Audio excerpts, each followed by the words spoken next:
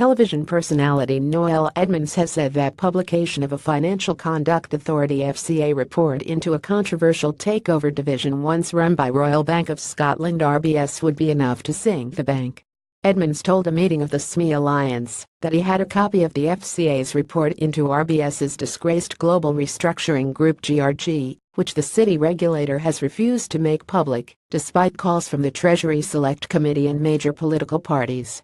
The alliance said many of its members had been victims of banking malpractice in various forms. Edmonds quoted figures he said had come from Lawrence Tomlinson, whose report on the scandal was published 4 years ago, which he said showed that claims against RBS could amount to £100 billion. The claims that RBS would receive would be in excess of £100 billion, said Edmonds. The bank is worth a quarter of that. It would be the end of RBS. The publication of the report is very much in the public interest of the victims, and as a victim of Lloyds, I would love to see them get justice. Edmonds has been waging war against HBOS, which is owned by Lloyds Banking Group (LBG), in a £300 million claim for damages relating to his experiences with the HBOS branch in Reading, Berkshire. Some employees at the branch deliberately ran businesses into the ground. Earlier this year, 2 former HBOS bankers were among 6 people jailed over the scheme. Edmonds said that the FCA had written to him, notifying him that publishing the RBS report would be a criminal offense. So far, the FCA has refused to publish the report, claiming it would not be in the public interest to reveal its details in full. It previously published a summary of it. Daniel Fallows, director of Seneca Banking Consultants, a claims management company specializing in GRG, told The National Noel Edmonds claimed in a meeting held by SME Alliance that after viewing the RBS GRG report, he believes that the taxpayer-backed bank could be on the receiving end of claims in excess of £100 billion. We have supported businesses which were once piled with extortionate fees and stripped of their assets, and because of this, we are not surprised by Edmonds' claim.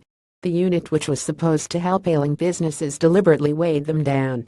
We believe that the report should be published immediately, as campaigned by Nicky Morgan of the Treasury Select Committee, George Caravan and the SNP.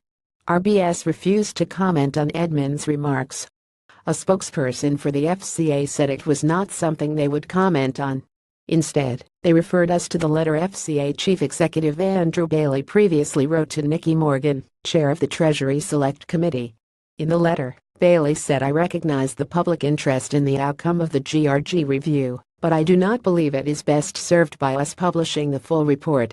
Section 166 reports are an important supervisory tool for the FCA.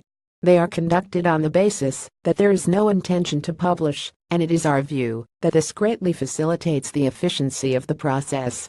Bailey added that he recognized there is public interest in publishing material that was relevant to customers' complaints, and that the FCA, therefore, intended to publish a detailed summary of the report.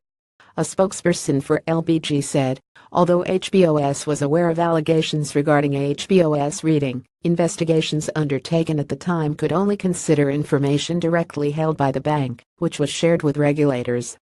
While concerns regarding the misconduct of certain HBOS individuals were identified, there was not sufficient evidence to establish criminal behavior.